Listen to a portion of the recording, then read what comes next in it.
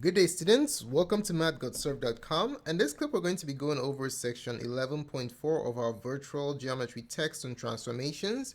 We're going to be looking at how to dilate polygons about the origin. A sample problem that we're going to be looking at in this tutorial is depicted here. Dilate triangle ABC by a scale factor of 2 about the origin.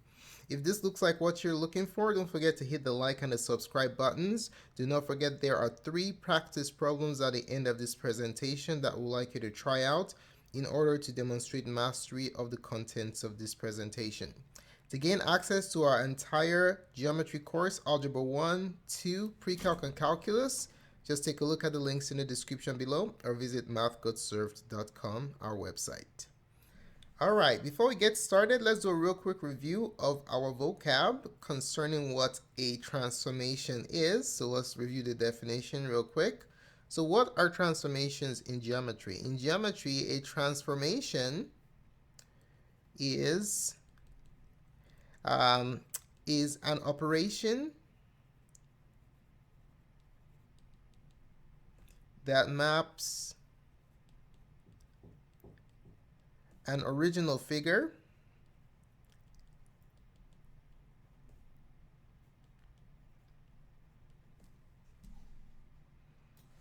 called the pre-image. So it maps an original figure called the pre-image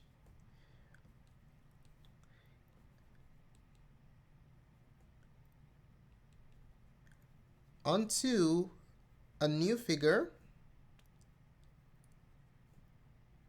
called the image. Okay. All right. Now, there are 4 transformations that we are going to be looking at in geometry. We've done 1, 2, 3, and this is going to be the 4th one. Okay. So the 4 transformations in geometry are as follows. We started with 11.1 was reflections, all right, and then we proceeded to go on to translations, number 2, and then we covered rotations on section 11.3 tutorial, and then we're going to wrap things up with dilations. All right. Okay, so when you think about reflections, what comes to mind?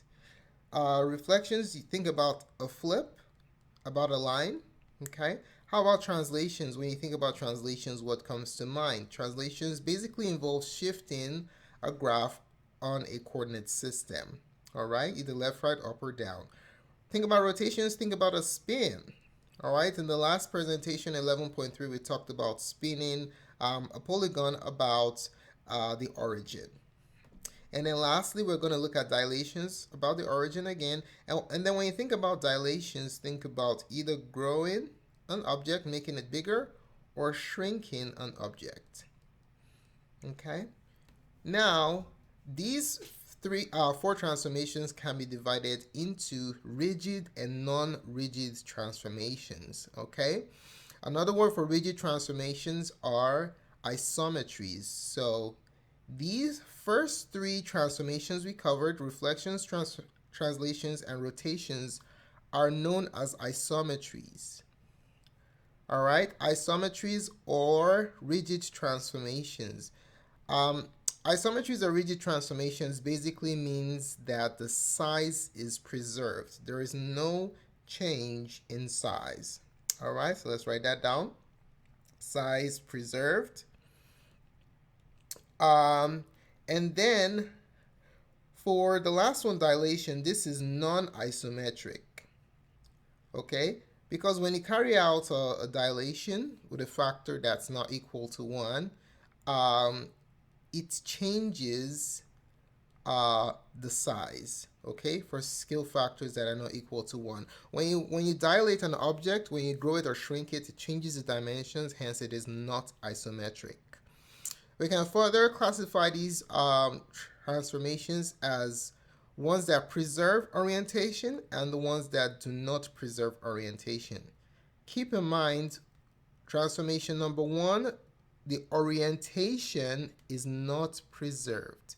Orientation is not preserved for reflections. So think about your left hand and your right hand, for example. When you look at a mirror and you raise your right hand, what hand is being raised by your image? Is the left, right? Your right becomes your left in your reflection and your left becomes your right. So anytime you're dealing with transformations, with reflections, just remember that orientation is not preserved on the reflection, okay? All right, but the last three, orientation is preserved, all right? So preserves orientation always. Okay, so with that in mind, let's attack number 4. That is what we're going to be looking at in this presentation. All right, to get us started with this example, let's go ahead and review the formula for dilations real quick. So this is our website, mathgotserved.com/geometry. And then we're just going to scroll down to the must-know geometry formulas towards the bottom of the page.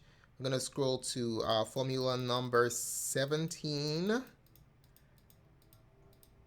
Bam. All right, dilation transformation formula. So the dilation of a point xy by a scale factor k about the origin is xy gets mapped to kx ky. So you basically multiply by the scale factor, you multiply the x and the y coordinates by the scale factor. And something to keep in mind, you just have to remember that if the scale factor is between 0 and 1, that's a shrink, and if it's greater than 1, that's a grow.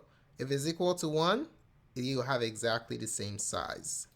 All right, let's take a look at question number 1. We have to dilate triangle ABC with vertices -1, -1, 2, 2, 1, -1 about the origin by a scale factor of 2. Okay, so let's start off by drawing triangle ABC. So A is, we're going to go by 2's, okay? So A is -1, -1, so that's point A.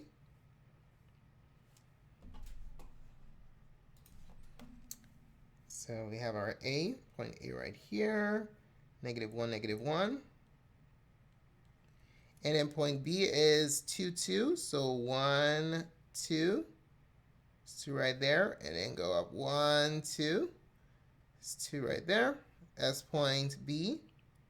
And then point C is 1, -1. So 1, -1 right here. Bam. Sorry, that's point B that we just drew. So point B is right here. It's 2, 2. And then point C right here is 1, -1. All right, so let's go ahead and draw in our triangle ABC. Make the length a little bit shorter. So this is triangle ABC. How about we make it blue? I'm going to make it blue, color code it. All right, so you have triangle, so that's side AB, and then side BC, and then side AC. Bam. Okay, so there goes the triangle. Now we're going to dilate it by a factor of 2. So what do you think? Do you think this is going to be a grow or a shrink? Since the k factor is greater than 1, is going to be a grow. Okay, so just something to keep in mind. Whenever the scale factor is greater than 1, you always have a grow situation. It gets bigger. So all we're just going to do is basically double all the coordinates, and that will give us our final answer. So let's make a chart to help you see exactly what's going on. So our points xy are going to get mapped to double that, 2x and 2y, because the scale factor k is equal to 2. All right, so point A, -1, -1, will get mapped to A prime. You double that, -2, -2. Point B, which is 2, 2, will get mapped to B prime, which is, you double that, 4, 4. And then point C, which is 1, -1, you double that, C prime, that will take you to 2, -2. Okay, let's go ahead and graph the points. Okay, so let's see. Let's make it red. We're going to make our final answer red, okay? Our image red. This is our pre-image. So A is -2, -2. So -2, -2, that's point A prime. The image of A under dilation by a scale factor of 2. Point B is 4, 4, 2, 3, 4, 2, 3, 4. So point B prime will be right here. So point B prime is 4, 4. All right, the dilation of this point about the origin with a scale factor of 2. This is -2, -2. And then point C is 2, -2. So let's see, 2, -2 right here. Bam. So this point right here, 2, -2, is going to be point C prime under the dilation by a factor of 2. Okay, so let's go ahead and connect the dots so that we can see what the image under the dilation looks like. So let's make it a little bit skinnier. All right, so connect the sides, A prime all the way to B prime. Have that right there, and then B prime to C prime, and then C prime to A. Bam, so that is the image. This is the image right here. Image is triangle A prime, B prime, C prime under the dilation by a scale factor of 2. So image, triangle A prime, B prime, C prime. Okay, let's go ahead and I'll take a look at question number 2. So for question 2, we're going to dilate a quadrilateral, this time quadrilateral ABCDE with vertices given by a scale factor of 1/2. Okay. All right, so let's start off by drawing the image. Let's make it blue. So B is -2, 1. So we're going to go by 2's again. -2, 1. So that's B. And then C is -1, 4. -1. So this is -2 right here. -1, 4. Go up 1, 2, 3, 4. So that's point C. Okay, -1, 4. Point B is -2, 1. Point D is 2, 0, 1, 2, 0. So this point right here is point D, 2, 0. And then point E is 0, -3, 1, 2, 3. So this is point E. All right, so when we scale it by a factor of 1/2, what do you think? Is it a shrink or a grow? Since our scale factor K is less than 1 and bigger than 0, that's a shrink, okay? What does that mean? Well, it means that our polygon will reduce in size. So let's go ahead and connect the dots here for our pre-image, and then we're going to shrink it by a scale factor of 1/2, right? So side BC, side CD, side BE, and then side DE.